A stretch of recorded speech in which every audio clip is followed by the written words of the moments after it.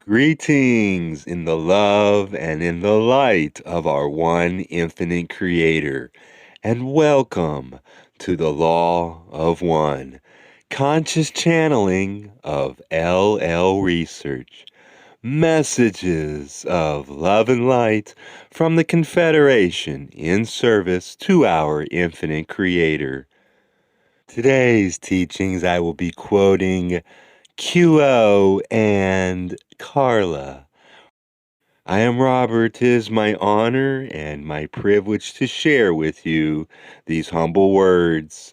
And today's topic is a very deep topic for which all seekers live. The tests and trials of the devotional seeker. Seasons of suffering are called by many names, the most common one being the dark night of the soul. One thing of which we can assure ourselves is that we will experience these times of trial, large and small. It is as though before incarnation began, we were so greedy for this wonderful opportunity of a life that we piled far too much on our plate to eat at the banquet of living. And so, before you came into this incarnation, you planned for yourself temptations, trials, and troubles aplenty. You may have piled your plate very high, or done the equivalent of taking a 21-hour semester. It is not advisable, but we permit an ambitious lifetime, for if the ambition turns into fruit, it shall be great fruit. And those who suffer are those who bear fruit. Therefore, each of you has chosen difficulties on purpose, not for your abstraction, disgust, apprehension, fear, or worry, but for catalysts, that you may learn the lessons of love that it has been given you to learn, to make the choice of service to others.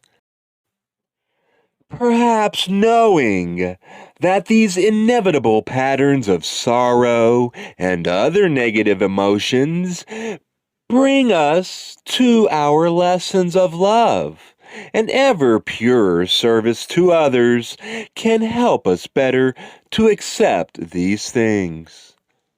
All paths will contain the difficulties which you have prepared for yourself. Each of you has great trials in the past and in the future. That is the nature of the illusion in which you have chosen to pursue the learning of the lessons of love. If you attempt to choose an easy path, difficulties shall come to you. If you attempt to choose the difficult path, difficulties will come to you. It is impossible to avoid them. So the virtue lies not in choosing difficulty, for difficulty is inevitable. The choice well made is that choice which seeks the most opportunity for service to others. We do not find it necessary to encourage any to wear a hair or shirts that make them uncomfortable. Thereby, for each will be very uncomfortable and feel as though he or she were indeed wearing the hair and shirt again and again throughout the incarnational experience. Those who attempt to make their lives easier and choose the easier path will still find the same lessons, learned, and every single iota of difficulty experienced, whether the attempt to avoid the experience is made or not. You cannot move from your own nature. Now understand the way out of the difficulties of the spiritual path is directly through the thick of the issue or concern. For we truly cannot avoid being ourselves. Those times of sorrow come upon us for love's reasons. But how hard they are to see into sometimes. It can seem a most exhausting and fruitless endeavor to sustain oneself without resorting to a weary bitterness when under such emotional siege. Gradually, the path wins as it will. Difficulties and tests mount as the capacity to learn increases. This love created, this love destroys. All that is within that which we must, for lack of another word, call love. This awesome and terrible love shall test and stretch each of you. That it does so with sure purpose is very hard to see. When you are emptied, and the filling of your cup has begun, rest in the hollowness within, and allow the open heart to feel the peace of this one moment without fear. May you be within this love. One bright aspect about times of trial is the opportunities they give us to penetrate that personality shell of ours and dig through into richer, deeper fields of being. Each of you has this sterling opportunity to break through the defenses, the shells, the masks that each has gathered about itself to defend itself from those pains which it fears. And the answer to these pains and difficulties is simply to accept them, to embrace them, to walk through them by faith.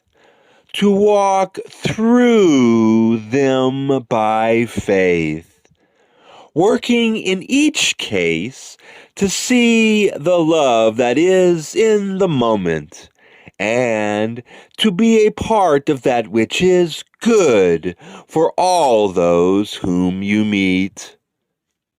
You see the confusions, the difficulties, and the sufferings are symptoms, shall we say, of the process of change or transformation when you have incomplete information.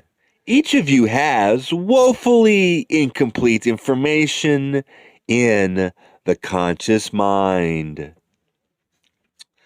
Now, by throwing the self into the experiences of confusion, frustration, difficulty, disharmony, and dis-ease, the seeker of truth might test its ability to find the peaceful reflection of self within each moment, in order that it might, piece by piece, experience by experience, construct the complete picture of the self, the creation, and the creator as one being. Together with the meditative and contemplative practices that aid the searching soul in assembling a better, whole picture of the development of the self. When going through a tough experience, it may be handy also to look at the issue of our desires. In this situation, what expectations or attachments to some outcome do we have? If at any time a difficulty arises, upon its examination there will always be found an explanation of some sort that is not being met. This is not to suggest that one should have no expectations.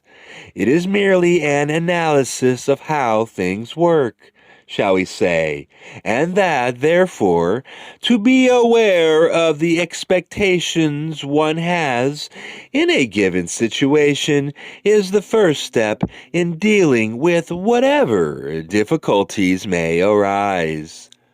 Once one is aware of one's expectations, these may be worked with and perhaps adjusted if found to be unsatisfactory. Sometimes we can see right away that some settled preference of ours has bound us to an unhappy circumstance, and rather skillfully adjust our preferences to ease our sorrow. But sometimes we cannot. Sometimes we seem to stumble and fall and have no immediate help or hope. Our preferences go to the bone, and we find no way to alter them. These are times when the veil of unknowing is heavy upon us, and faith is hard to hold. We are aware of the difficulties in traversing the path in darkness and of the strong desire many of you have for the illumination of the sun, so that obstacles may be seen, dealt with appropriately, or avoided altogether. The illumination of the sun on the path occurs, however, only when the veil does not exist. You are aware of the necessity of the veil for work done within this illusion. As a result of this, there is rarely perceived any clear direction upon the path. It must be taken one stumbling step at the time, and that which is encountered will be encountered and dealt with according to the current state of being of the seeker. It is the continuation on the path that is the important thing. So, may we continue on the path of seeking together with a merry heart, make lightened by the company of each other. Thank you, my brothers and sisters, for joining with me. I am Robert, your humble host. I leave you now in the love and in the light of our one infinite Creator. I love you.